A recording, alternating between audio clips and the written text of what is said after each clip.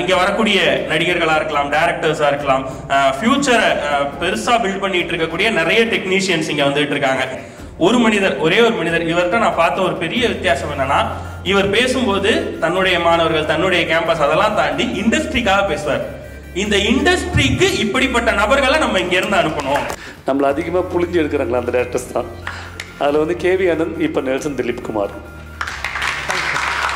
நான் ரொம்ப பெருசாக இந்த படத்தை வந்து ரெஸ்பெக்ட் பண்ணுறதுக்காக, ஏன்னா விலங்கு வந்து இதை விட பெட்டராக சொல்லுவாங்க எல்லாமே. சினிமா ஃப்ரெண்ட்ஸ் எல்லாமே வந்து விலங்கு ரொம்ப நல்லாயிருக்கும், மாமன் வந்து கமர்ஷியலாக நல்லாயிருக்கு. ஆனால் ஒரு கொஷின் எதுவும் தப்பாக எடுத்துக்கிறேன். எந்த ஒரு சூழ்நிலையில் நீங்கள் டைரக்டர் அப்படின்னு உணர்ந்தீங்க?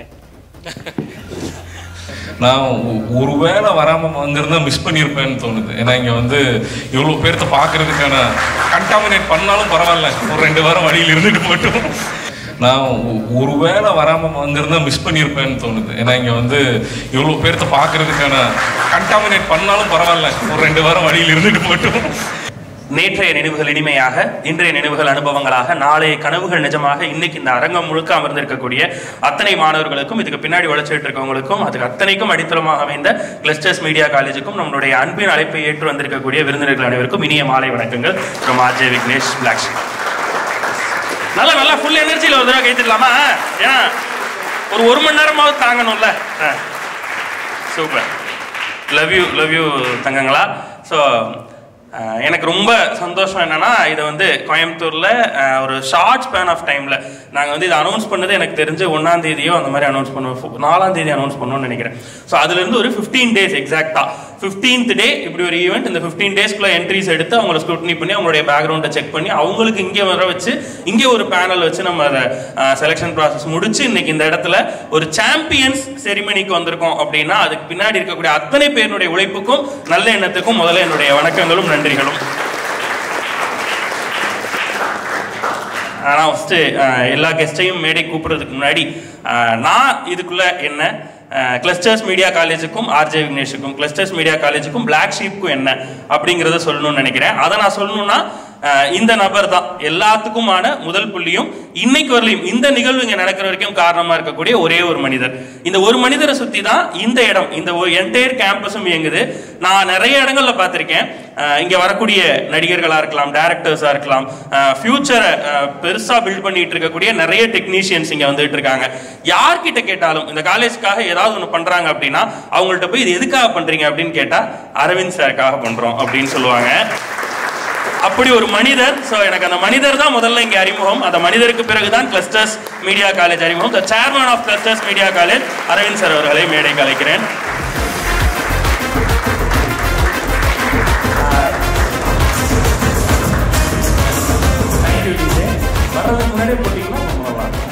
என்ட்ரி மியூசிக் மாதிரி இருக்கும்னு நினைக்கிறேன். இந்த ஐடியாவை சொல்லும் போது நான் அவர்கிட்ட எதேச்சியா பேசும்போது ஒரு நாள் சொன்னேன், பிரதர் எனக்கு இந்த காசு வாங்காம இல்ல வந்து எவ்வளவு அஃபோர்டபுளோ அதை வச்சு ஒரு விஷயம் பண்ணணும்னு எனக்கு இருக்கு, சொல்லி கொடுக்கணும்னு இருக்கு. நான் வந்து ஒரு ஃப்ரீ மீடியா இன்ஸ்டியூட் அப்பெல்லாம் நான் யோசிச்சிருக்கேன், அதெல்லாம் பண்ணணும்னு ஆசை இருந்துச்சு. பட் காலப்போக்கில் அது நடக்க முடியல. இதெல்லாம் அப்போ அவர் நான் சொல்லி முடிச்சோன்னே அடுத்த கணம் சொன்னாரு, பிரதர் உங்களுக்கு எத்தனை சீட் வேணும் பிரதர் அப்படின்னு கேட்டார். பிரதர் அப்படி இல்லை பிரதர், நம்ம பண்ணுவோம் பிரதர், பொறுமையா பிரதர், பண்ணணும்னு முடிவு பண்ணிட்டீங்கல்ல, யோசிச்சிட்டீங்கல்ல, அதை இப்போ பண்ணுங்க, இன்னைக்கு பண்ணுங்கன்னு சொன்னா அந்த அன்னைக்கு தான் இந்த ஐடியா உருவாச்சு. அதுல இருந்து 2 நாள்ல போஸ்ட் போட்டோம். அப்படிதான் இது முழுசா உருவாச்சு. அந்த மனசு தான் அரவிந்த் சார். அதுக்கு தான் இது எல்லாமே தொடர்ந்து நடக்குதுன்னு நினைக்கிறேன். அவருக்கு அவர் நினைக்கக்கூடிய கோட்டை விரைவில் எழுப்பப்படும். இங்க இப்படி ஒரு விஷயம் பண்றோம் அப்படின்றப்ப இதுல நம்மளே முடிவு எடுத்துட முடியாது. பிளாக் ஷீப்பே உட்காந்து பிளாக் ஷீப்னுடைய பசங்களே வச்சு எடுத்தா எப்படி இருக்கும் யோசிச்சு பாருங்க. பிளாக் ஷீப்ல எடுத்தவங்களே நான் எப்படி எடுத்தேன்னு யோசிச்சுட்டு இருக்கேன். அவங்கள வச்சு இப்படி ஒரு செட் எடுத்தா எப்படி இருக்கும்? அப்ப அதற்கு சரியான தகுதியான அதே மாதிரி நல்ல மனம் படைத்த பசங்களுக்கு இது போய் சேரணும், நான் வரேன் அப்படின்னு சொல்லக்கூடிய ஒரு முழு ஞாயிற்றுக்கிழமையை தன்னுடைய ஊராளாட்டியும் இந்த ஊர்ல வந்து ஸ்பெண்ட் பண்றதுக்கு தயாரா இருக்க சிறப்பு விருந்தினர்கள் எந்த விதமான எதிர்பார்ப்பும் இன்றி நட்பின் அடிப்படையிலையும் அன்பின் அடிப்படையிலையும் உங்க எல்லார் மேல கொண்டிருக்க அன்பின் அடிப்படையும் சேர்த்து தான் சொல்றேன் இங்க வந்திருக்காங்க. ஸோ அத்தனை சிறப்பு விருந்தினர்களுக்கும் மீண்டும் ஒரு முறை நன்றி. ஒவ்வொருத்தரையா நான் மேடை கலைச்சிடுறேன்.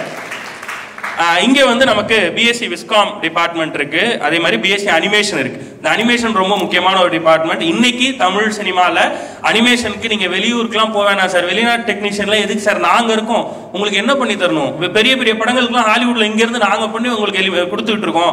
ஸோ இனிமேல் இங்க இருக்கக்கூடிய டேலண்ட்ஸை நம்புங்க, நாங்க வந்துட்டோம் அப்படிங்கிறத இவங்க ஒர்க் பண்ண படத்தை ஸ்கிரீன்ல பார்த்தப்ப நம்ம எல்லாருமே நம்பணும். அயலான் திரைப்படத்தினுடைய விஎஃப்எக்ஸ்ல ஒர்க் பண்ண டீமான ஃபேண்டோம் எஃபெக்ட்ஸ்ல இருந்து நம்ம கூட we have the VFX director Dhananjaya அவர்கள். டிஜே எஸ் 16 வருஷ அனுபவம் இந்த துறையில. நல்ல பலமா கை தட்டலாம் அவங்களுக்கு. எஸ்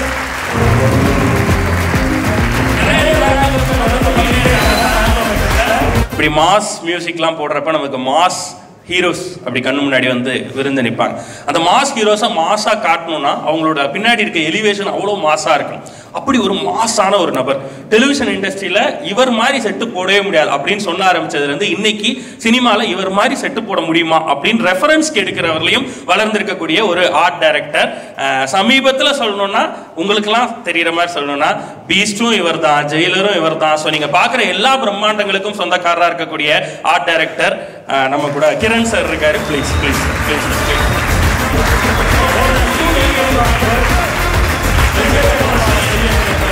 இவங்க வந்து பேசிக்கலி இவங்க ஒரு ஆர்ட் டைரக்ஷனில் கண்டிப்பாக இவங்களுக்கு இன்ட்ரெஸ்ட் இருந்திருக்கணும். ஏன்னா ஒரு வேலையை இவர் செய்து முடிக்க முடியாமல் போகும்போது அதை எடுத்து அதுக்கு ஈக்குவலாக பேர் வாங்குற அளவு முடிக்க முடியும் அப்படின்னா அந்த திறமைக்கு சொந்தக்காரராக இவர் இருக்கிறதுனால தான் அதை எடுக்க முடிந்ததுன்றது தான் முற்றிலும் உண்மை.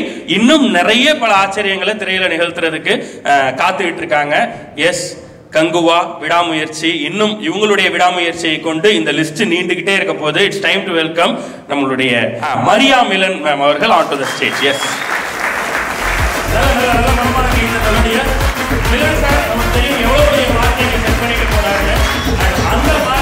அடுத்து வரப்போற பத்தி சொல்லணும் அப்படின்னா இவர் ஒரு சேனலுக்கு பெரிய ஹெட்டா இருந்து இன்னைக்கு அந்த சேனல் தமிழ்ல டாப் 3க்குள்ள வந்து அமைஞ்சிருக்கு. அதுக்கு முன்னாடி டாப் 1 சேனல்ல ஒர்க் பண்ணிட்டு அடுத்து அந்த சேனலுக்கே கம்பீட் பண்ற இன்னொரு சேனல் ஹெட் பண்ணி அதையும் அந்த இடத்துக்கு கொண்டு வந்து நிறுத்துறது இல்லையா சாதாரணமான விஷயம் இல்ல. ஒரு மீடியா பர்சனாலிட்டியா தன்னுடைய தன்னிகர் இல்லாத ஒரு ஆளுமையை கொண்டிருக்கக்கூடிய ஒருத்தர் விஜயசாரதி சார். த பேக் வாக்கர்னு சொன்னா நம்ம எல்லாருக்கும் தெரியும். எஸ் நீங்கள் கேட்ட பாடல் கொடுத்த விஜயசாரதி சார் அவர்கள். Please sir.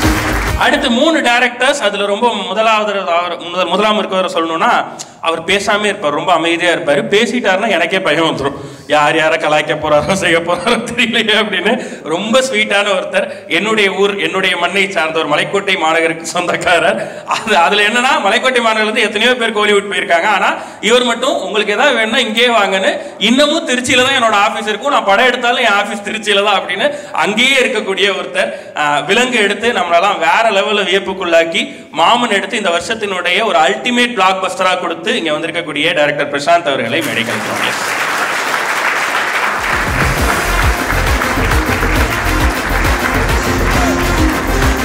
இது உண்மையிலே ஒரு கலைஞனுக்கு பெரிய பெருமைங்க. என்னன்னா அவரை பத்தி பேசுறதுக்கு முன்னாடி, அவர் யாருன்னு தெரியறதுக்கு முன்னாடி அவர் படைப்பை பத்தி எல்லாருமே பேசிட்டோம். அவர் படைப்பை இங்க இருக்க எல்லாருமே பார்த்திருப்போம். ஏதாவது பெரிய ப்ரமோஷன் பண்ணாங்களா, பெரிய போஸ்டர் அடிச்சு பேனர் அடிச்சு அப்படி வரப்போது பெரிய ஸ்டார் கேஸ்ட் அதனால அதை பேசணுமா? இல்ல, கண்டென்ட்னால பேசணும். இன்னைக்கு எங்கேயாவது கண்டென்ட்டுக்கு எக்ஸாம்பிள் சொல்ல வேண்டியிருக்குன்னா இவரோட படத்தை தான் சொல்றாங்க. இந்த படம் பார்த்தீங்களா 5 வாரம் 6 வாரம் நிக்காம ஓடுனுச்சுங்க, ப்ரமோஷன்னா அதாங்க அப்படி இருந்துச்சு அப்படின்னு. என்ன ப்ரமோஷன்? பார்த்தவங்க எல்லாரும் நல்லா இருக்குன்னு சொன்ன ப்ரமோஷன். இன்னைக்கு ஒரு வியப்புமிகு டைரக்டர்ஸ் மத்தியில இவரோட பேரையும் கொண்டு போய் சேர்த்திருக்காரு அப்படின்னா அது அவருடைய உழைப்பு தான் காரணம். இங்க வந்திருக்கக்கூடிய 11 திரைப்படத்தினுடைய இயக்குனர் திரு லோகேஷ் அஜில் அவர்களை மேடை கலைக்கிறோம். ப்ளீஸ்.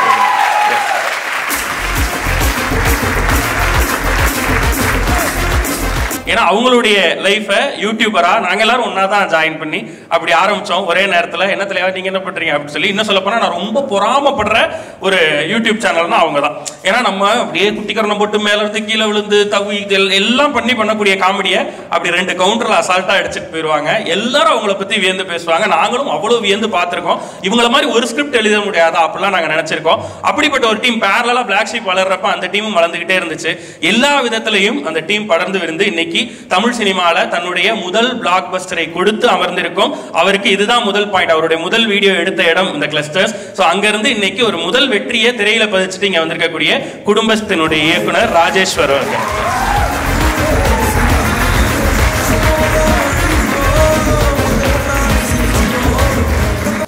ஸோ அவங்க எல்லாரையும் வந்திருக்கக்கூடிய சிறப்பு விருந்தினர்களை ஹானர் பண்றதுக்கான டைம் இது. நம்மளுடைய chairman of clusters Aravind sir ஒவ்வொருத்தரையும் ஹானர் பண்ணுவார். ப்ளீஸ்.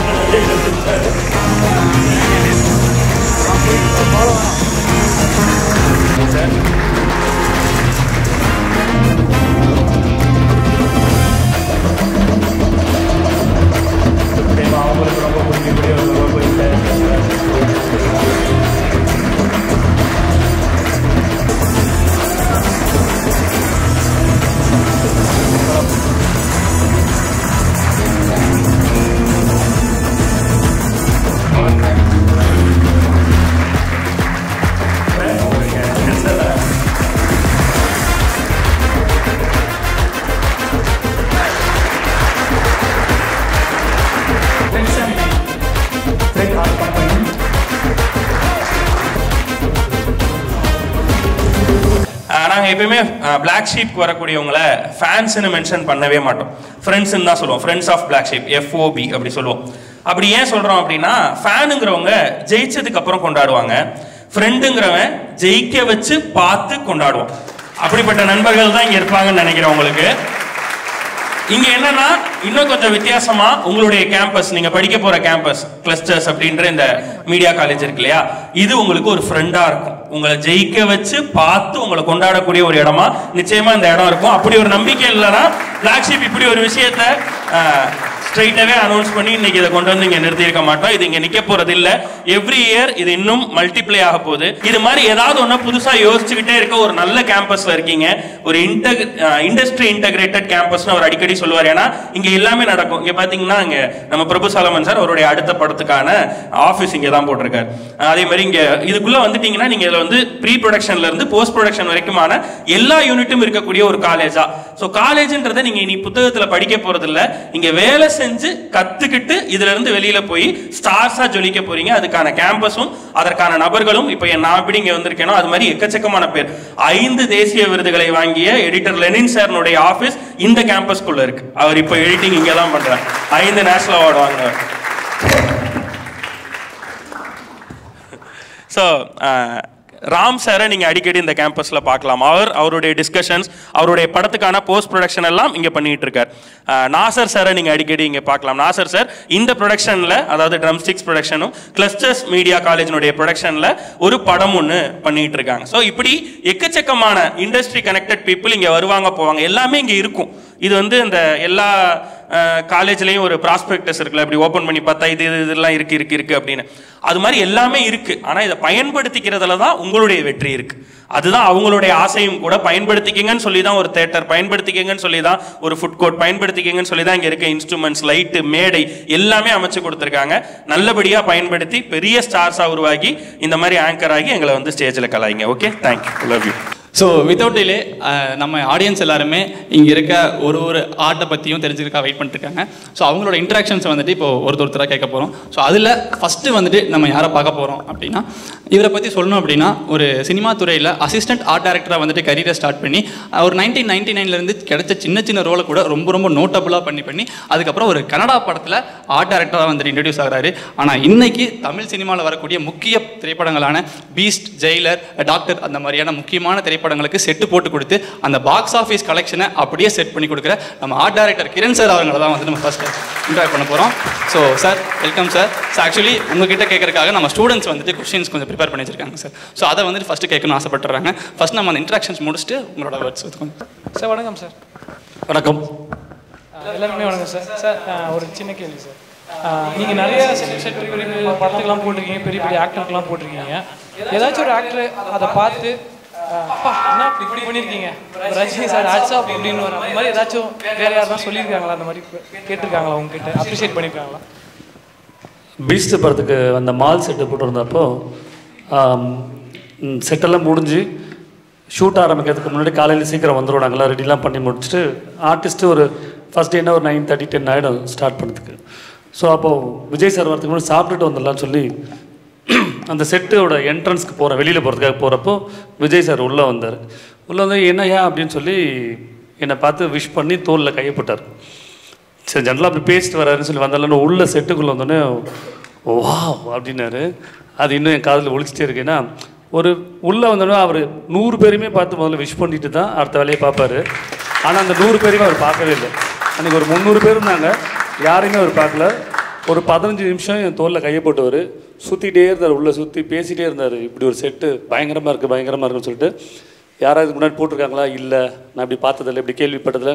ரொம்ப நேரம் பேசிட்டு இருந்தார் அந்த செட்டை பற்றி. அது என் லைஃப்பில் மறக்க முடியாத ஒரு இன்சிடென்ட். Thank you sir. எந்த டேரக்டரோட ஒர்க் பண்ணும்போது ரொம்ப சேலஞ்சிங்காக இருந்துச்சு? நம்மளை அதிகமாக புழிஞ்சு எடுக்கிறாங்களா அந்த டேரக்டர்ஸ் தான். அதில் வந்து கேவி ஆனந்த், இப்போ நெல்சன் திலீப் குமார்.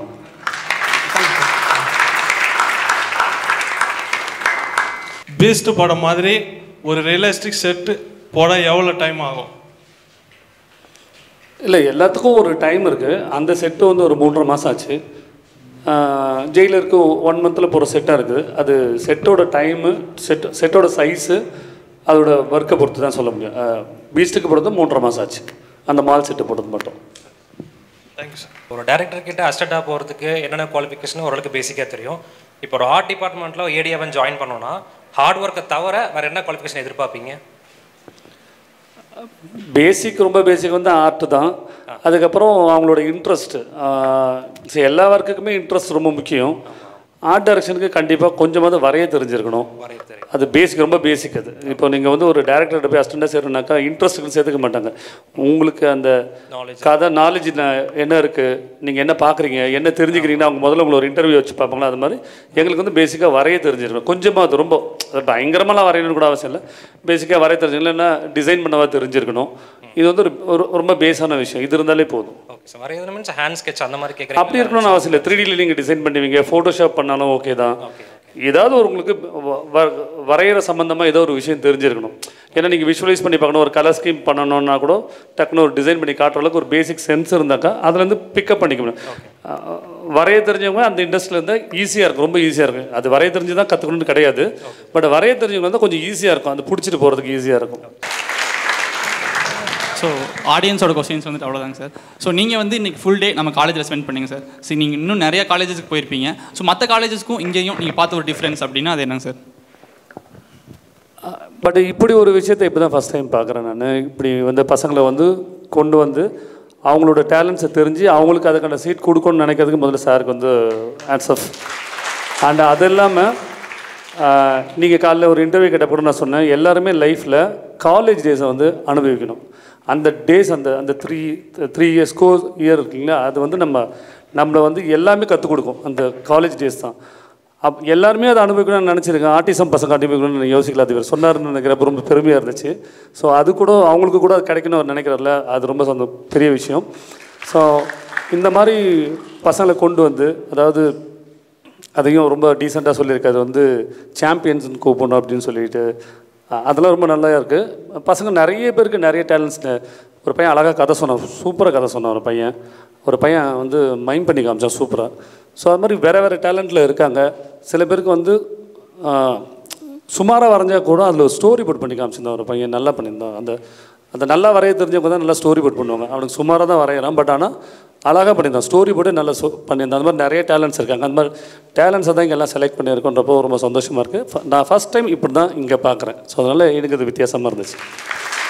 அண்டு இதை ஏற்பாடு பண்ணது விக்கிக்கு, ஏன்னா விக்கி புதுசாக இது மாதிரி தான் பண்ணிக்கிட்டே இருப்பார். So super Vicky, thank you. So ரொம்ப தேங்க்ஸ்ண்ணா. அண்ணா சொன்ன மாதிரி எந்த ஒரு எதிர்பார்ப்பும் இல்லாமல் இந்த டேலண்ட்ஸுக்காக ஒரு டே ஃபுல்லாக எங்களோட ஸ்பெண்ட் பண்ணி இவ்வளோ நேரம் டைம் பண்ணி இவ்வளோ இன்புட்ஸ் எங்களுக்கு கொடுத்து நீங்கள் வந்துட்டு ஒரு ஜூரியாக இருந்து இவ்வளோ விஷயம் பண்ணி கொடுத்துருக்கீங்க. அதுக்கு ரொம்ப நன்றி. ஆக்சுவலி இன்னமும் உங்களோட வந்துட்டு டைம் கிடைக்குமா அப்படின்னு தான் பார்க்குறோம். பட் ஒரு அன்ஃபார்ச்சுனேட் சுச்சுவேஷனால நீங்கள் கிளம்ப வேண்டிய சூழ்நிலை அப்படின்றனால ஒரு ஹார்ட் பாய் சொல்ல வேண்டிய நேரம். ஸோ எல்லோரும் ஒரு தேங்க்ஸ் அண்ட் கிளாப்ஸோட அண்ணனை வந்து சென்ட் ஆஃப் பண்ணி வச்சிடலாம். தேங்க்யூ. ஸோ அடுத்ததா யார் அப்படின்னா, ஆக்சுவலி தமிழ் ஆடியன்ஸ் வந்துட்டு ஓடிடி அப்படின்ற ஒரு பிளாட்ஃபார்மை பெருசாக பார்ப்பாங்க அப்படின்றதே விலங்கு அப்படின்ற வெப் சீரிஸ் மூலியமாக தான் எல்லாத்துக்குமே தெரிய வந்துச்சுன்னு நினைக்கிறேன். ஸோ ஓடிடியை வந்து தமிழ் ஆடியன்ஸ்க்கு பெருசாக இன்ட்யூஸ் பண்ண இவர் தான் ஒருத்தர் தவிர. இதில் பற்றி இன்னும் சொல்லணும் அப்படின்னா, வெர்சடைல் ஆக்டர் அப்படின்றவங்கள நம்ம நிறையா பார்த்துருக்கோம். டிஃப்ரெண்ட் கேரக்டர்ஸ் பண்ணுறவங்கள இவங்க வெர்சடைல் ஆக்டர்ப்பா அப்படின்னு சொல்லலாம். ஆனால் டிஃப்ரெண்ட் ஜானரில் மூவி எடுக்கிறவங்கள நம்ம வெர்சடைல் டேரக்டர் அப்படின்னு சொல்லலாம்னா இவர் தான். ஏன்னா 2017 ப்ரூஸ் லீ அப்படின்ற ஒரு த்ரில்லர் காமெடி கொடுத்தாரு. அப்படி கட் பண்ணால் 2022 நம்ம எல்லாருக்குமே தெரிஞ்ச விமலனாவை நம்ம யாருமே பார்க்காத மாதிரி டிஃப்ரெண்ட்டாக ஒரு ஜானரில் விலங்கு வந்து ஒரு மிஸ்ட்ரி த்ரில்லராக கொடுக்குறாரு. அப்படி கட் பண்ணால் 2025 மாமன் அப்படின்ற ஃபேமிலி ட்ராமாவே வந்துட்டு இவரால் சூப்பர் பேக்கேஜாக ஒரு பிளாக் பஸ்டராக கொடுக்க முடியுது அப்படின்றது தான் நம்ம எல்லாருக்குமே எனக்கு ஆச்சரியம். ஸோ அடுத்ததாக நம்ம பிரசாந்த் பாண்டியராஜ் சார் வந்துட்டு நம்ம பேசணும். Thank you sir. கொஸ்டின்ஸ் ரெடியாக இருக்குது சார். நீ ஆரம்பிக்கிறப்ப கலாய்க்கிறியா இல்லை உண்மை டவுட் ஆனேன். ஆக்சுவலி உண்மையிலுமே நம்ம ஓடிடி அப்படின்றது வந்துட்டு இவ்வளோ பெருசாக நம்பி அந்த எவ்வளோ பேசப்பட்டுச்சு அப்படின்றது நம்ம பார்த்தோம். தேங்க்யூ. சார், டைரக்டர் ஆகணும்னா ஃபஸ்ட் ஸ்டெப்பாக நம்ம என்ன தெரிஞ்சுக்கணும் சார்? அவர்கிட்ட கேட்ட கேள்வி ஒன்று ரொம்ப பிடிச்சிருந்தது. எப்போ நீங்கள் டைரக்டராக ஃபீல் பண்ணீங்க அப்படின்னு. நான் எப்போ டைரக்டராக ஃபீல் பண்ணேன் அப்படின்னா, ஒரு படம் வந்து ஆரம்பிக்கிறப்போ எல்லாருமே அந்த படத்துக்குள்ள ஒரு பார்ட்டாக இருப்பாங்க. எல்லாருமே அந்த படத்துக்குள்ளே இருப்பாங்க. அந்த படம் நடக்கிறப்ப இது என் படம்னு சொல்லுவாங்க. என்றைக்கு அந்த படம் வந்து ஒரு தோல்வி அப்படின்னோடனே இது எல்லாமே சேர்ந்து அந்த டைரக்டர் படமாக மாறிடும். அப்படி ப்ரூஸ்லி வந்து ஒரு மிகப்பெரிய தோல்வி படமாக அமைச்சோன்னே அந்த படம் அன்னைக்கு என் படமாக மாறிச்சு. ஸோ அன்னைக்கு தான் நான் டைரக்டர் ஆனேன். ஸோ நான் என்ன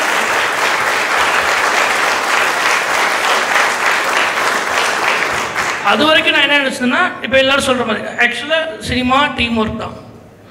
சினிமா வந்து எல்லோரும் சேர்ந்து உழைச்ச உழைப்பு தான். அவரை வெற்றி எல்லாத்துக்கும் கொடுக்கணும். இப்போயும் விலங்கு வெற்றியும் சரி, மாமன் வெற்றியும் எல்லாருக்குமான வெற்றி தான். அதில் எந்த ஆனால் ஏன் டேரக்டர் மட்டும் சொல்கிறாங்க, எல்லாத்துக்கும் டவுட் இருக்கும்ல, ஏன் நடிக்காமல் எப்படி நீ டேரக்டர் ஆகிடுவியா, மியூசிக் படாமல் டேரக்டர் எல்லாம் சொல்கிறாங்கல்ல. ஆனால் ஒரு தோல்வி வந்தால் மட்டும் அது டேரக்டர் படமாக மட்டும் மாட்டல, எல்லாரும் அங்கே எல்லாரும் அடுத்தடுத்து மூவ் ஆகிட்டாங்க. ஹீரோ மூவ் ஆகிடுவாங்க, ப்ரொடியூசர் மூவ் ஆகிடுவாங்க, கேமராமேன் மூவ் ஆகிடுவார், அந்த மற்ற எல்லா கிராஃப்டும் மூவ் ஆகிடுவாங்க. ஆனால் அதோட வெற்றியோ தோல்வியோ முழுசாக பிடிச்சிக்கிட்டு ஒரே ஒருத்தர் மட்டும்தான் அங்கே தாங்கி நிற்போம், அது டைரக்டர் மட்டும்தான். அதனால்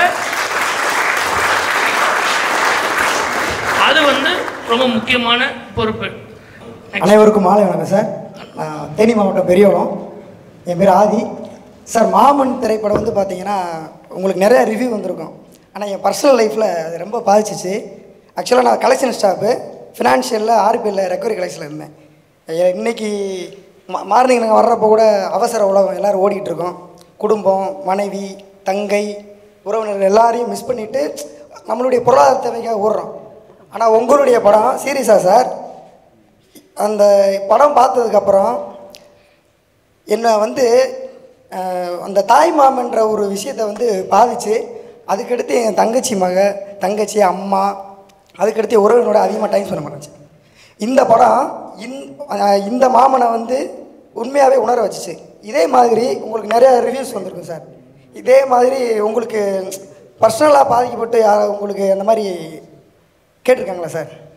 எனக்கு இந்த படத்தோட சக்ஸஸே என்ன தெரியுமா, நிறைய ரிவ்யூஸ் வந்து மிக்ஸ்டாக வந்தாலும் நான் ரொம்ப பெருசாக இந்த படத்தை வந்து ரெஸ்பெக்ட் பண்ணுறதுக்காக, ஏன்னா விலங்கு வந்து இதை விட பெட்டராக சொல்லுவாங்க எல்லாமே. சினிமா ஃப்ரெண்ட்ஸ் எல்லாமே வந்து விலங்கு ரொம்ப நல்லாயிருக்கும், மாமன் வந்து கமர்ஷியலாக நல்லாயிருக்கு, ஆனால் விலங்கு ஆனால் இப்போ நீ பேசுகிறப்பே ஒரு இமோஷனல் இருக்குல்ல, அப்படியே உணர்ச்சி வசமாக பேசுறீல்ல, அப்படி தான் எனக்கு நிறைய அக்காக்கள் அம்மாக்கள் இந்த படத்துக்கு அப்புறம் நிறைய பேர் கிடச்சிருக்காங்க. ஆஸ்திரேலியாவிலேருந்து லண்டன்லேருந்து ரொம்ப ப்ராக்ரஸிவ் தாட்ஸ் உள்ள நம்ம பசங்க நம்மளை திட்டிகிட்டு இருக்காங்க கிரிஞ்சுன்ட்டு.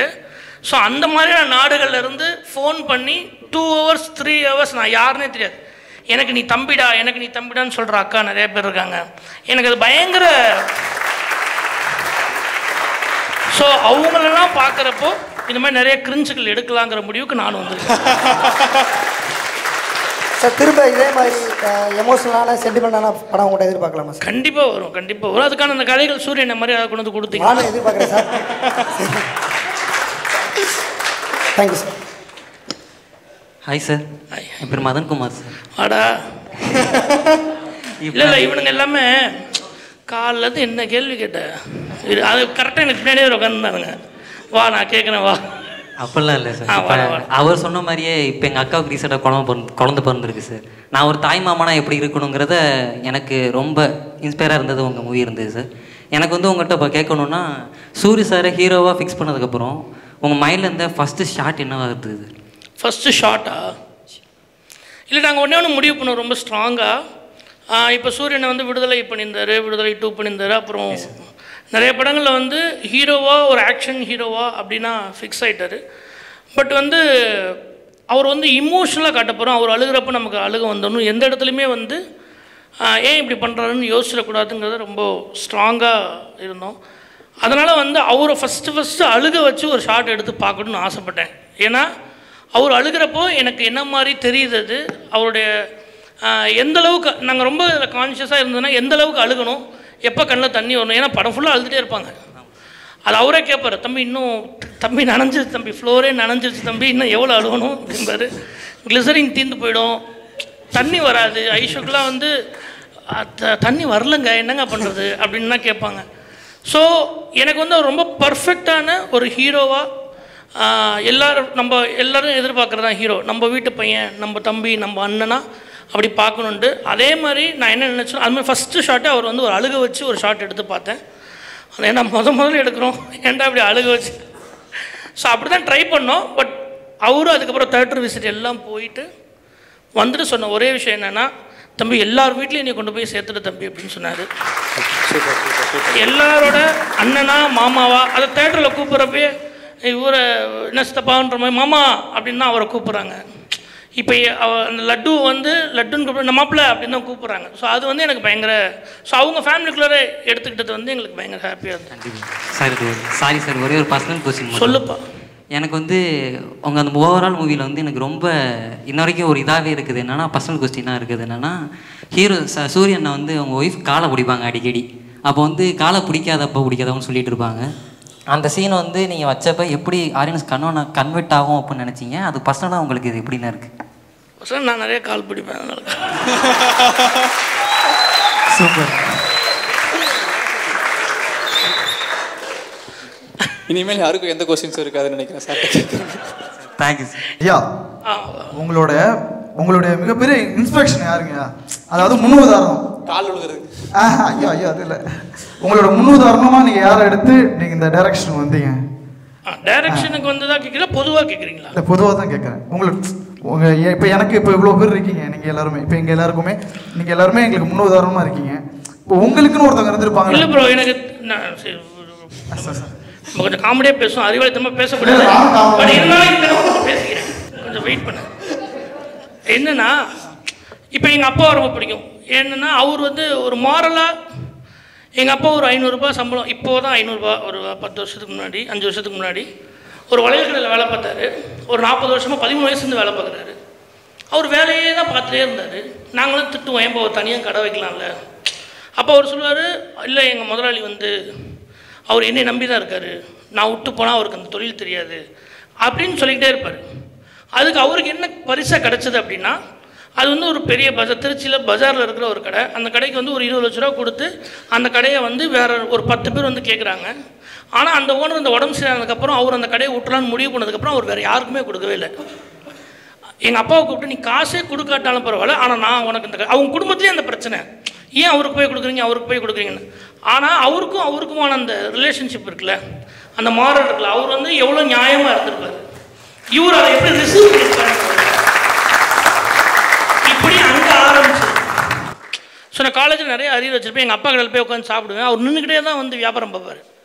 அப்போ ஒரு நாள் அவர் காலுக்கு கீழே உட்காந்து சாப்பிட்டு இருந்தேன். அதை பார்க்குறப்ப எனக்கு அப்போ வந்து ஏதோ அங்காடித்துறை ஏதோ படம் வந்துச்சு, அந்த வெரிகோஸ் வரும்னு பார்த்துருக்கேன். ஸோ அப்போ வந்து இப்போ அப்பாவுக்கு வந்துச்சா என்ன பண்ணுறது அப்படின்னு யோசிக்க ஆரம்பிச்சு. ஸோ அதுக்கப்புறம் தான் நம்ம ஏதோ ஒரு நல்ல வேலை செய்யணும், நம்ம வந்து ஊரை சுற்றிக்கிட்டு இருக்கோம், நம்ம ஏதோ ஒன்று பண்ணணும் அப்படின்னு முடிவு பண்ணோம். அதே மாதிரி இப்படி நம்ம ஃபேமிலியில் மட்டும் இல்லை, ஒவ்வொரு கேரக்டர் வந்து ஒவ்வொன்றும் நம்ம எப்போயுமே லைஃப்பில் கற்றுக்கிட்டே இருப்போம்.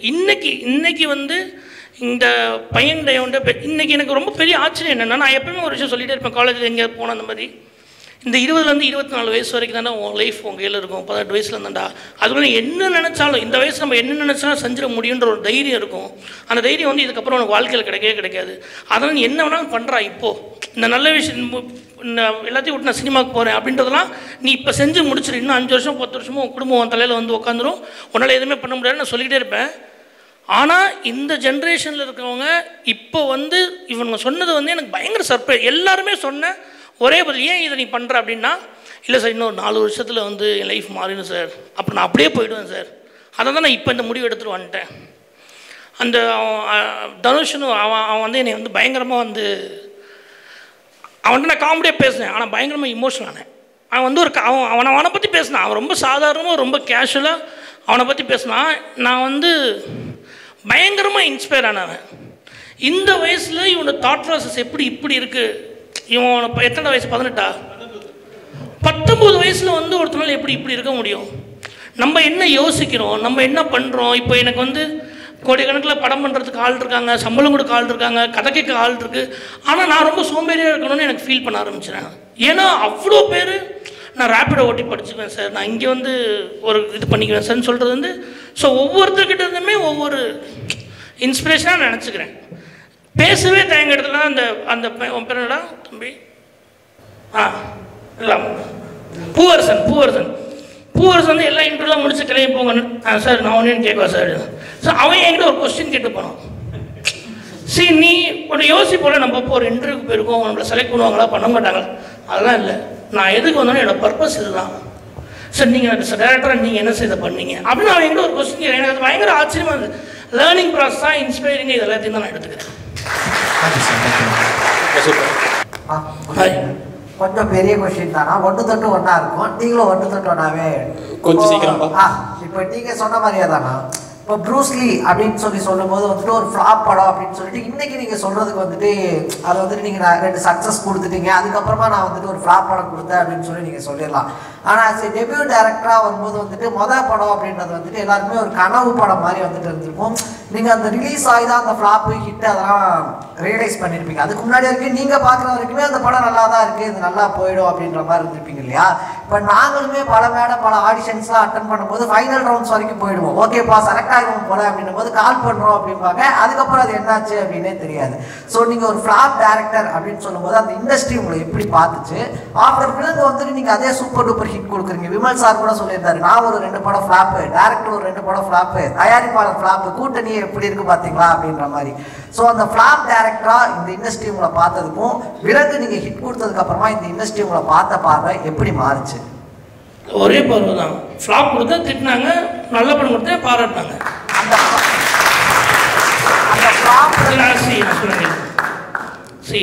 நம்ம மரபே என்னன்னா, ஒருத்தன் ஓடி போய் கீழே விழுந்துட்டானா, ஐயோ விழுந்துட்டியா, சரி எந்திரிப்பா, கரெக்டாக ஓடு, அதுதான் சரி.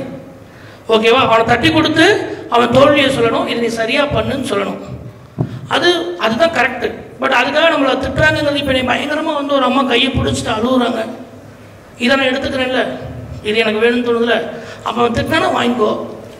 ஸோ நான் என்ன ரொம்ப கிளியராக இருந்தேன்னா, நான் ஒரு படம் பண்ணேன், அந்த படம் தோத்துருச்சு. அதனால் எனக்கு நீ கேட்குறது எல்லாமே எனக்கு புரியுது. படம் வேணாலும் திட்டு தான் செய்வாங்க. நீ ஒரு பொதுவாக ஒரு இடத்துல வந்து ஒரு ப்ராடக்ட் வந்து வச்சதுக்கப்புறம் பாராட்டுறதான். என் அசிஸ்டன்ட் ஒரு பையன் ரீகன் இப்போ ஒரு படம் பண்ணுறான், நான் ஃப்ளாப் கொடுத்துட்டு வெள்ளிக்கிழமை படம் ரிலீஸு, ஃப்ளாப்பு, திங்கக்கிழமை திருச்சிக்கு வரேன், திங்கக்கிழமை மத்தியானம் வந்து என்கிட்ட அசிஸ்டண்டாக சேர்ந்து வந்து நிற்கிறான். நானே ஒரு ஃப்ளாப் படம் கொடுத்து வந்து நிற்கிறேன்டா, நீடா என்கிட்ட, ஆனால் எனக்கு பிடிக்கும்ண்ணா. யாராவது ஒருத்தர் எங்கேயாவது ஒன்று இன்ஸ்பைர் பண்ணிட்டு இருப்பாங்க. எங்கள் டைரக்டர் பாண்டராஜ் சார் கூப்பிட்டு எனக்கு ஒரு டேலண்ட் என்னன்னு தெரியும், இந்த படம் ஓடலை, அவருடைய அப்பா அம்மா ஃபோட்டோ இருந்தது அங்கே அந்த டேபிளில், பசங்க ப்ரொடக்ஷனில் நான் அவனுக்கு ஒரு படம் தரேன், ஆனால் ஒன்று ஊரை சுற்று, எல்லாத்தையுமே வாய்ப்பு கேளு, எதுவுமே கிடைக்கலன்னா கடைசியாக உனக்கு ஒரு டிக்கெட் இருக்குன்னு நினச்சிங்க வா, நான் படம் தரேன் அப்படின்னு அவங்க அப்பா மேலே ப்ராமிஸ் பண்ணுறாரு. அட்டகதி தினேஷன் ஹீரோ, அவர் எனக்கு ஃபோன் பண்ணி எதை பற்றியும் கவலைப்படாத பிரசாந்த், நெக்ஸ்ட்டு நம்ம ஒரு படம் பண்ணுவோம், ப்ரூஸ்லி டைட்டிலுக்கு ஏற்ற மாதிரி ஒரு படம் பண்ணு, ஜிவி கூப்பிட்டு நீ எதை பற்றியும் கவலைப்படாது, நீ படம் பண்ணு. ஸோ நீங்கள் எல்லாருமே நினைக்கிறீங்க ஒரு படம் ஃப்ளாப் ஆகிடுச்சுன்னா திட்டுறவங்க 100 பேர் இருக்காங்கல்ல, உங்களை தூக்கி கொண்டு போய் சுமத்து உங்களை இன்னும் என்கரேஜ் பண்ணுறதுக்கு 1000 பேர் இருக்காங்க.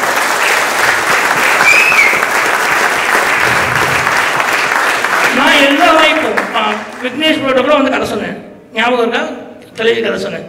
ஸோ என்னென்னா எல்லாருக்கும் கிடைக்கிற வாய்ப்பு எல்லாத்தையுமே யூஸ் பண்ணுன்னு நினைப்பேன். நான் எந்த இடத்துலையுமே நீங்கள் ஒரு அதை கேட்கப்பறம் நினச்சேன், இன்றைக்கி ஜெயிச்சதுக்கப்புறம் நான் ஃப்ளாப் டேரக்டர் நீங்கள் சொல்லிங்க, இல்லை நான் அப்பயுமே நான் 2வது படத்தை ஃப்ரம் த டைரக்டர் ஆஃப் ப்ரூஸ்லின்னு போகணுன்னு தான் நினச்சேன்.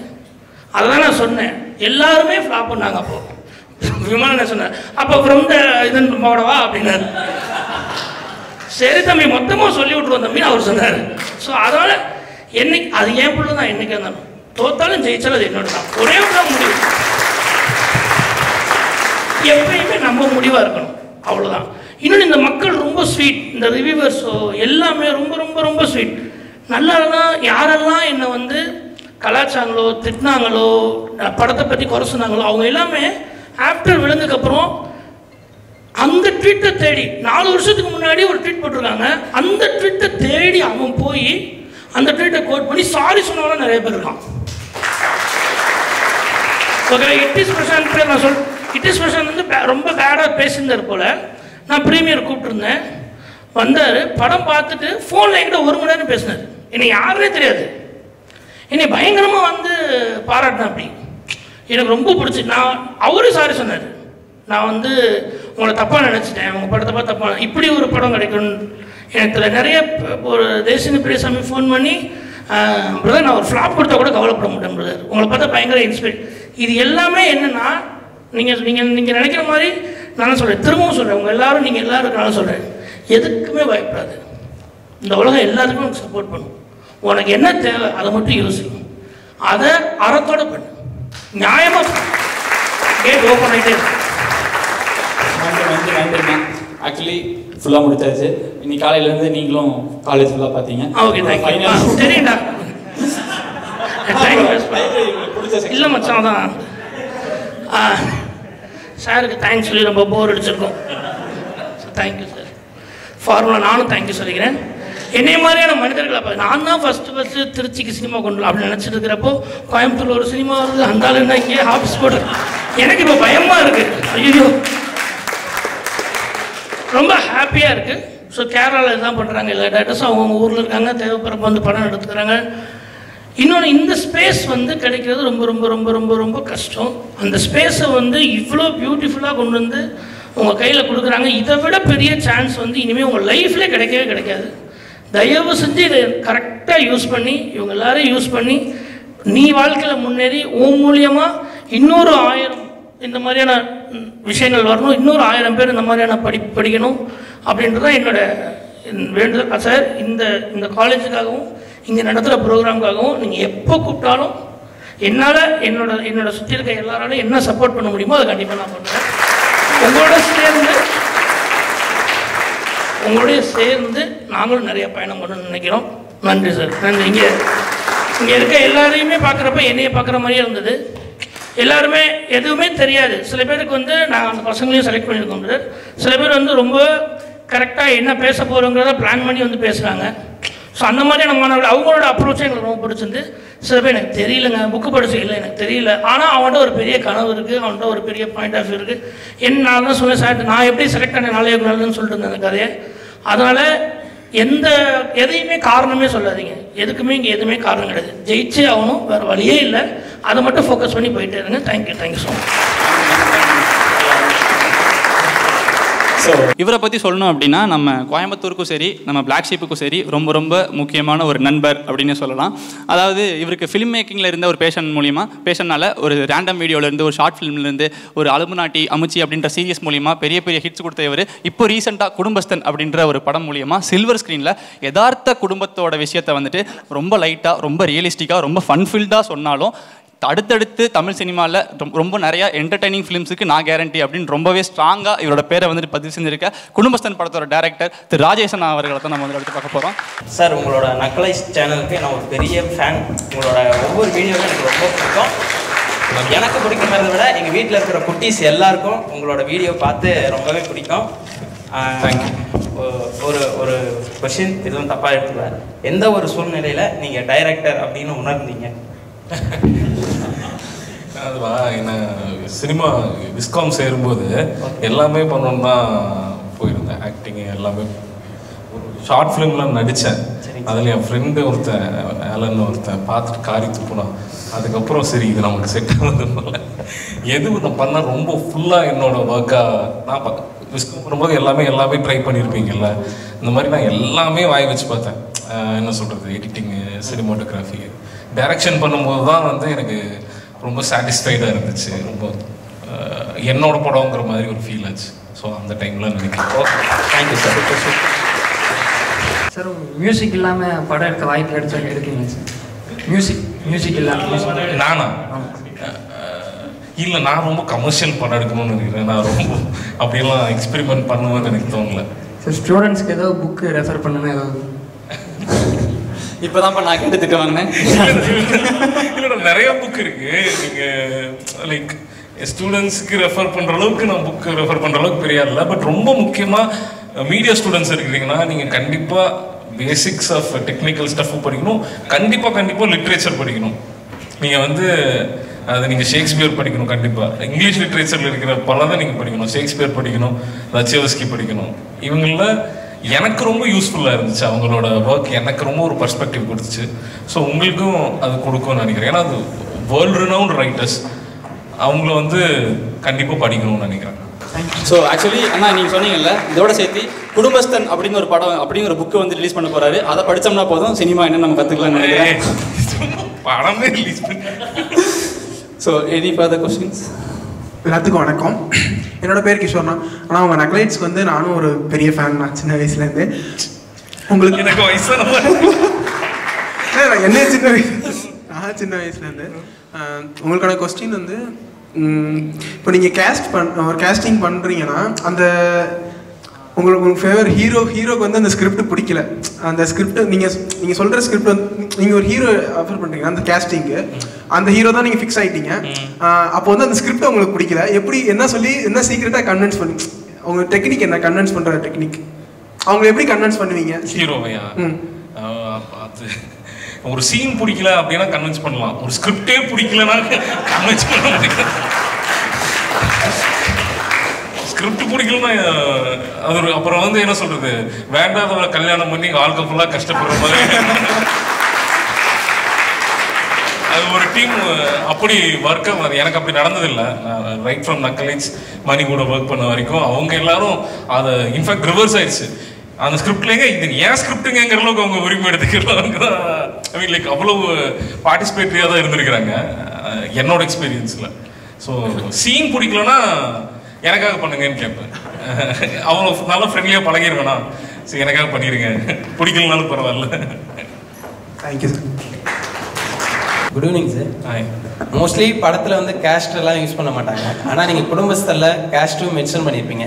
அந்த கடைசி சீனில் என்ன வரும்னா, நீ சமைச்ச சாப்பாடு தானே நான் சாப்பிட்றேன் அப்படிங்கிறதுக்கு நான் சோத்தை தானே வடிச்சு கொட்டினேன், வேறையா உங்களுக்கு வடிச்சு கொட்டினேன் அப்படிங்கிற மாதிரி இருக்கேன். அந்த சீன்லாம் எப்படி எடுத்தீங்க?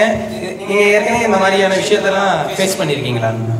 ஃபேஸ் பண்ண லைக் ஒரு ஒரு ஒரு சமூகத்தில் எப்படி அதில் வேலை போகிற பிரச்சனை இருக்கோ, குடும்பத்துக்குள்ள பிரச்சனை இருக்கோ, அந்த மாதிரி ஒரு சினிமா வாழ்க்கையை ரெஃப்ளெக்ட் பண்ணுங்கிறது எங்களோட ஐடியா.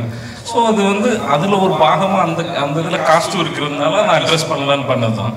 அது வந்து நம்ம பார்க்குறது படிக்கிறது நிறைய பேர்த்தோட அனுபவம் எல்லாம் சேர்ந்து தான். இல்லை சில பேர் அந்த சாப்டருக்குள்ளே போக மாட்டாங்க. இல்லை எனக்கு அது பிரச்சனை இல்லை. நம்ம அது கரெக்டாக அட்ரெஸ் பண்ணும்போது ஆக்சுவலி அதுக்கு வந்து அந்த சீனுக்கு வந்து ஓவர்வெல்மிங்கான ரெஸ்பான்ஸ் தான் எனக்கு கிடைச்சிச்சு. ஸோ அதுவும் அது கேஸ்ட் பேசணுமேங்கிறதுக்காக எதுவுமே பேசணுமேங்கிறதுக்காக பேசக்கூடாதுன்னு நான் நினைக்கிறேன். பாலிடிக்ஸ் பேசணுமேங்கிறதுக்காக பேசணும், ஃபிலாசபி பேசணுமேங்கிறதுக்காக பேசணும், அப்படி இல்லை. அந்த கதைக்குள்ள அந்த தேவை இருந்துச்சுன்னா, கதைக்குள்ள அந்த கான்ஃப்ளிக்ட் இருந்துச்சுன்னா அதை பேசாமல் போயிடக்கூடாதுன்னு நான் நினைக்கிறேன். தேங்க்யூ. Hi sir. உங்கள் ஸ்கிரிப்டை ஒரு லெஜெண்டரி டைரக்டர் யாராவது படித்து பார்த்து இமேஜினைஸ் பண்ணி பார்த்துருக்கீங்களா சார்? லெஜெண்டரி டைரக்டர் படித்து பார்க்கணும். நீங்கள் எழுதின ஸ்கிரிப்டை ஏதாச்சும் ஒரு லெஜெண்டரி டைரக்டர்ஸ் வந்து படித்து பார்க்கணும் அப்படின்ற மாதிரி நீங்கள் ஆசைப்பட்டீங்க? அதாவது இது வரைக்கும் இறந்தவங்க யாராவது? எனக்கு இல்லை, இப்போ இருக்கவங்க கூட இப்போ இருக்கிறவங்க நீங்கள் நிறைய ஸ்கிரிப்ட்ஸ் எழுதிருப்பீங்களா? ஆமாம், அதை படிச்சு பார்க்க இல்லைண்ணா. அது நான் ஃபுல் கான்ஃபிடன்ஸ் ஆனால் தான் மற்றவங்க படிச்சு பார்க்கணுன்னே நான் யோசிக்கிறேன். லெஜெண்டரி டைரக்டர் கிட்ட கொடுத்து படிச்சு பாருங்கன்னா டெஃபினட்டாக இல்லை. படத்தை எடுத்து பாருங்கன்னு கூட சொல்லலாம். ஏன்னா ஏதாவது பண்ணி நம்மளே வந்து ஓகே ஒரு கான்ஃபிடன்ஸ் வந்துடும். ஸ்கிரிப்ட் ரொம்ப கான்ஃபிடென்ட்டாக இருந்துச்சுன்னா நமக்கு தெரிஞ்ச நண்பர்கள், ரொம்ப சாதாரணமான மக்கள் படித்து பார்க்கணுன்னு ஆசைப்பட்டிருக்கேன். லெஜெண்டரி டைரக்டர்ஸ் வந்து கொஞ்சம் பயந்தோம். அதே மாதிரி அந்த டிசைனிங் ஃபீல்டில் இருக்கவங்க மணிகண்டன் வந்து 3Dயில் ஃபஸ்ட்டு ஒரு அப்ரோச் பண்ணுறப்ப அவர் அதை அக்செப்ட் பண்ணிக்க மாட்டார், அதுக்கப்புறம் அக்செப்ட் பண்ணுவார். அதெல்லாம் நல்லா இருந்துச்சு சார். கண்டிப்பாக சூப்பராக. தேங்க்யூ. மூவியில் வந்து கிளைமேக்ஸ் சீனுக்கு முன்னாடி ஒரு சீன் வரும், கிளைமேக்ஸ் சீன் குடும்பஸ்தன் படத்தில். அந்த சீன் வந்து ரீசெண்டாக வந்து வைரல் ஆச்சு. மணிகண்டன் அண்ணா வந்து காசு கொடுக்குற வரைக்கும் வந்து அம்மா இருப்பாங்க, அப்பா இருப்பாங்க, தங்கச்சியா இருப்பாங்க அப்படின்னு சொல்லுவாங்க. அந்த சீனை நீங்க நேர்ல எடுக்கும்போது உங்களுக்கு எப்படி இருந்துச்சு? என்னது நேர்ல எடுக்கும் போது உங்களுக்கு லைவ்ல அதை பார்க்கும்போது சீன் பார்க்கும்போது எப்படி இருந்துச்சு? எனக்கு எமோஷனா அது ஓகே ஆனதுனால தான் ஷார்ட் ஓகே எல்லாம் பண்ணேன். பட் திகிலாவே இருந்துச்சுன்னா நீங்க வந்து ஒரு டைமுக்குள்ள முடிக்க வேண்டிய சூழல் இருந்துச்சு. ஸோ அதனால அதை முடிச்சுட்டு இன்னொரு ஷூட் போகணுங்கிறதுனால அவர் 2 டேக்ல பண்ணிட்டார். மணி அந்த மாதிரி ஒரு ஆர்டிஸ்ட் தான். எனக்கு அது டிரான்ஸ்ஃபர் ஆச்சு. அவர் கன்வே பண்ணும்போது செம்மையா சொல்லியிருப்பாங்க, ரொம்ப நல்லா பண்ணியிருந்தாரு. அது எனக்கு ரொம்ப டிரான்ஸ்ஃபர் ஆனதுனால தான் நான் வந்து ஒரு 2வது ஷார்ட்டே ஓகே சொன்னேன். அது வந்து ஆடியன்ஸ்க்கும் டிரான்ஸ்ஃபர் ஆயிருக்குதுங்கிறது, வைரலாக இருக்குதுங்கிறது ரொம்ப சந்தோஷம். தேங்க்யூ. ஆனால் நான் இப்போது உங்கள் நக்லைட்ஸ் ஆகட்டும், இல்லை இப்போ இந்த குடும்பஸ்தன் படமாகட்டும், எல்லாமே இந்த கோயம்புத்தூர் ரீஜனை பேஸ் பண்ணி அதோட கல்ச்சரை பேஸ் பண்ணி தான் நீங்கள் வந்து பண்ணுறீங்க. ஆனால் இப்போ எல்லாம் மீடியானாலே இப்போ ஷார்ட் ஃபிலிம் பண்ணுறதுனால எல்லாம் சென்னை போகணும், அந்த ஊருக்கு போகணும் அப்படின்னா தான் பண்ணுறாங்க. ஆனால் நீங்கள் எப்படி உள்ளூர்லேயே பண்ணலாம் அப்படின்னு யோசிச்சிங்க? நீங்கள் இப்போ கடைசியாக பண்ண குடும்பஸ்தம் கூட கோயம்புத்தூர்லேயே எடுத்தனால வந்து கொஞ்சம் நல்லா இருந்துச்சு. அந்த மக்களோட பண்பு, அவங்க பேசுகிற விதம் எல்லாமே நல்லா இருந்துச்சு. அதை பற்றி உங்களோட கருத்து? ஆமாம், எனக்கு இது சின்ன வயசுலேயே பயங்கரம் இம்பேக்டான 2-3 விஷயம் இருக்குது. ஸ்கார்சஸே தான் நினைக்கிறேன் சொன்னது. டூ வாட் யூ நோ அப்படிங்கிறது, right what you know, do what you நோன்னு சொல்லியிருப்பாரு. அதுவும் the more regional is more global அப்படின்னு வந்து சொல்லுவாங்க. நாங்கள் நக்கலைட்ஸ் ஆரம்பிக்கும் போது ரொம்ப தீர்மானமாக இருந்தோம். அவங்கெல்லாம் சென்னையில் பெரிய பெரிய ஜெயின்ஸ் இருக்காங்க, நம்ம அங்கெல்லாம் போகக்கூடாது, இங்கேருந்து அவங்களுக்கு குடைச்சல் கொடுக்கலாம், அன்பு குடைச்சல் தான், அப்படி இருக்கணும்னு தான் நாங்கள் நக்கலைட்ஸாக இருக்கும்போதே டிசைட் பண்ணியிருந்தோம். த்ரூ அவுட்டாக வந்திருந்தோம். And I believe in being more regional is more global அப்படின்னு நினைக்கிறேன். நான் இப்போ அவர் இருக்கார் இல்லையா, அவர் வந்து திருச்சியில் உட்காந்துட்டு வர மாட்டேங்கிறாரு. நாங்கள் கோயம்புத்தூர், சென்னைக்கு அப்புறம் கோயம்புத்தூர்ப்பா, நாங்கள் வர மாட்டேங்கிறோம். ஓகே, என்னப்பா திருச்சியிலேருந்து வர மாட்டேங்கிறீங்க? அப்படி வந்து எல்லாரும் டீசென்ட்ரலைஸ் ஆகிருக்கு இன்னைக்கு. நீங்கள் யாருமே இன்னைக்கு சென்னை போகணுங்கிற அவசியம் இல்லை. அவர் மாதிரி திருச்சியிலிருந்து பண்ணலாம், மதுரையிலிருந்து பண்ணலாம், கோயம்புத்தூர்லேருந்து பண்ணலாம் அப்படிங்கிறது ஒரு ட்ரீம். அது இன்னைக்கு நிறைய பேர் அதை பண்ண ஆரம்பிக்கிறாங்க. அண்டு அது வந்து உங்கள் எல்லாத்துக்கும் ஒரு பயங்கர ஹெல்ப்ஃபுல்லான விஷயமாகவும் இருக்கும்னு நினைக்கிறேன். இன்னொரு விஷயம் என்னென்னா, அண்ணன் வந்து அப்போ சென்னை போய் விஸ்காம் படித்தப்போ கிளஸ்டர் காலேஜ் இல்லை, இப்போ வந்துருச்சு. ஸோ அண்ணா இதோட முடிச்சுக்கலாம். ஆக்சுவலி நீங்களும் ஒரு விஸ்காம் ஸ்டூடெண்ட். இன்றைக்கி மார்னிங்லேருந்து விஸ்காம் காலேஜில் வந்துட்டு நீங்கள் ஹோல் டே டைம் ஸ்பெண்ட் பண்ணியிருக்கீங்க. ஸோ நீங்கள் படித்த டைமுக்கும் இப்போ இருக்கிறதுக்கும் என்னென்னலாம் வந்து டிஃப்ரென்ஸ் ஆகிருக்கு? ஸோ இந்த காலேஜில் நீங்கள் பார்த்த ஃபெசிலிட்டிஸ்லாம் என்னென்னா அதில் உங்களுக்கு ரொம்ப ஒரு குறிப்பிடத்தக்கது அப்படின்னா அந்த மாதிரி?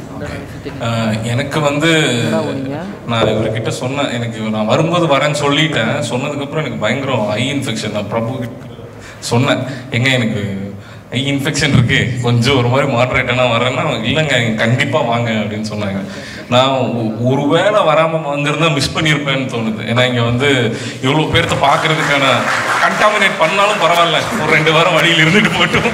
இங்கே நிறையா நண்பர்கள் பார்க்க முடிஞ்சது, இங்கே நிறைய மாணவர்கள் பார்க்க முடிஞ்சது. நம்ம இன்டர்வியூ ஆமாம், ரொம்ப நாளுக்கு அப்புறம் நண்பர்களை பார்க்க முடிஞ்சது. இப்போ எனக்கு இவங்க எல்லாம் வந்து இப்போ தான் நேரில் பார்க்குறேன். ரொம்ப எனக்கு இன்னைக்கு ரொம்ப சாட்டிஸ்ஃபைங்கான டேவாக இருந்துச்சு. அண்டு கிளஸ்டர்ஸ் கூட எனக்கு இருக்கிற ரிலேஷன்ஷிப் உங்களுக்கு நான் ஆல்ரெடி இங்கேயே வந்திருக்கிறேன். இவர் சொன்ன மாதிரி இங்கே தாங்க எங்கேயாவது இருப்பாந்தாலேங்கிற மாதிரி ரொம்ப லாங் ஸ்டோரி. நாங்கள் இனிஷியல் டேஸில் வீடியோ பண்ணும்போது இருந்து தெரியும், எங்களால் ஒரு பல கேஸுகள் எல்லாம் போயிட்டு வந்து அந்த மாதிரி அவர் தான் அந்த அளவுக்கு வம்புகள் இழுத்து விட்டுருக்கோம். ஸோ நான் தான் அவர் சொல்லும் போதும் அவர் அரவிந்த், இவர் விக்கி சொன்ன மாதிரி அரவிந்த் கூப்பிட்டாருங்கிறதுக்காகவே தான் நான் முக்கியமாக ஃபஸ்ட்டு வந்தேன். ஏன்னா அப்படி ஒரு ரொம்ப லாங் ஸ்டாண்டிங் ரிலேஷன்ஷிப் இருக்குது. அண்ட் இவங்க எனக்கு அவர்கிட்ட ரொம்ப பிடிச்சது என்னென்னா, it is a very unique vision. இவர் சொன்ன மாதிரி இண்டஸ்ட்ரி இன்டெகிரேட்டட் ஒரு எஜுகேஷன் சிஸ்டம் அப்படின்னு வந்து ஒன்று எய்ம் பண்ணுறாரு. எனக்கு அதுதான் வந்து விஷனாக இருந்திருக்கு.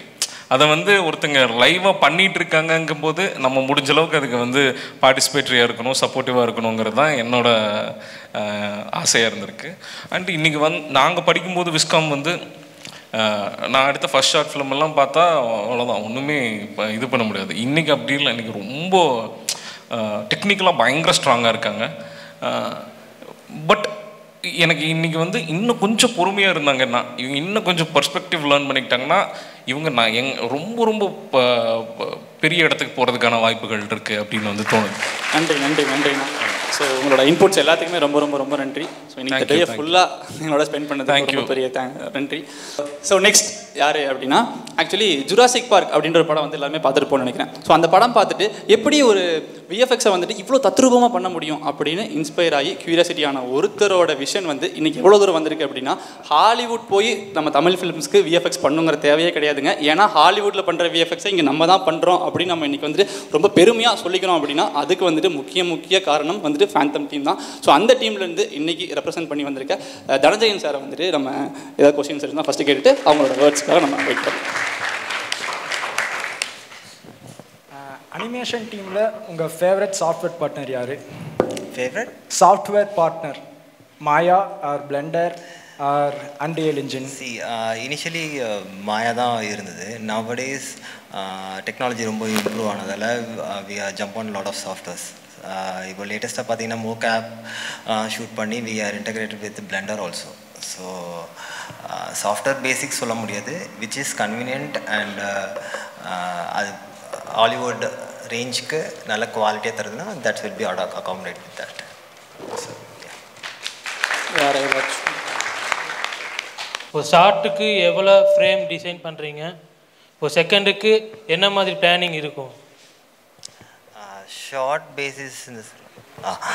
பேசிஸ் in the sense எங்களுக்கெல்லாம் வந்து we are in the post productions works. So basically ஷூட்லேயே வந்து எல்லாமே கட் பண்ணி நமக்கு வந்துடும். Full animation movies in the sense only we based on the dialogues. ஸோ அது வந்து பார்த்தீங்கன்னா மேபி ஸ்மால் மினிமமாக மைட் பி இட்ஸ் 48 ஃப்ரேம்ஸ் இருக்கும், 2 செகண்ட் ஷார்ட்ஸ் இருக்கும், 3 செகண்ட் ஷார்ட்ஸ் இருக்கும். Based on the shots the frame will be fixed. Thanks. இப்போ இன்ஸ்டாகிராமில் அந்த மாதிரி நிறைய இதில் வந்துட்டு சாஃப்ட்வேர்ஸ் யூஸ் பண்ணுறப்போ VO3 அந்த மாதிரி யூஸ் பண்ணி ப்ராம்ப்டிங் வச்சு they are generating videos, right? So but எப்போவுமே கேமராமேன் அவங்களோட ஒர்க் அப்படியே தான் இருக்கும். ஸோ இப்போ உங்கள் எக்ஸ்பீரியன்ஸில் இப்போ அந்த கேமரா ரியல் கேமராலேருந்து ஷூட் பண்ணுற அது டிஃபிகல்ட்டாக இருக்குமா, இல்லை இந்த ஏஐ யூஸ் பண்ணி அட்வான்ஸ்மெண்ட்டோட நிறையா ஷூட்டிங் அட்வான்ஸ் ஆகுதுல்ல, ஸோ அது டிஃபிகல்ட்டாக இருக்கும்? ஸோ உங்கள் experience see AI it's now evolving. It's not about the standard one. So இப்போ என்ன ஆகுதுன்னா எவால்வ் ஆகிட்டு தான் இருக்குது. அது இன்னும் ஸ்டாண்டர்டைஸ் ஆகணும்னா it will take more time, I believe. At the same time continuity and பெரிய பெரிய உங்கள் விஷன்ஸை வந்து அதுக்கு எடுக்குமானா definitely if not now maybe in the future it will take. So camera handle பண்ண it's very easy for us for now. So still with camera you can use that AI to assist you. Yeah. To help you. Thank you sir. வேறு ஏதாச்சும் questions இருக்குது audience சைட்லேருந்து? இல்லை. Okay fine. So ஆனால் நீங்கள் வந்து விஎஃப்எக்ஸில் ஒரு 16 years எக்ஸ்பீரியன்ஸில் நீங்கள் எவ்வளவோ முக்கியமான ஃபிலிம்ஸ்லாம் ஒர்க் பண்ணியிருக்கீங்க. இங்கே நம்மகிட்ட வந்து நிறையா டெக்னாலஜிஸ்லாம் இருக்குது. ஸோ அந்த எக்ஸ்பீரியன்ஸ் எப்படி இருந்துச்சு? ஸோ இங்கே இருக்க ஃபெசிலிட்டிஸும் இங்கே இருக்க அட்மாஸ்ஃபியரும் உங்களை வந்துட்டு எந்த அளவுக்கு அந்த பற்றி தான்? Actually first of all thank you for inviting me Phantom FX because எப்போவுமே இந்த மாதிரி ஒரு காலேஜில் இந்த மாதிரி ஒரு ரெக்கமெண்ட்ஸ் எடுக்கிற மாதிரி இருந்தால் கூட விஎஃப்எக்ஸை தனியாக தான் வச்சுருப்பாங்க. So nobody include VFX because அது வந்து அந்நியமாகவே தான் இருக்கும் பிகாஸ் தட்ஸ் அ போஸ்ட் ப்ரொடக்ஷன்றதால. But we are encouraging, you guys are invited you. Thank you so much sir. So you are doing a wonderful job. Thank you very much. So facilities பார்த்தா it's really good. Upcoming directors and everybody should know about VFX must because Ajay Vignesh சொன்ன மாதிரி we can't avoid it. That's a reason I guess. Thank you so much. It's really welcome. Cluster Media College Black Sheeps Media Manavan 2025 Aspiration to Admission Presented by iPlanet. Think Apple, Think iPlanet.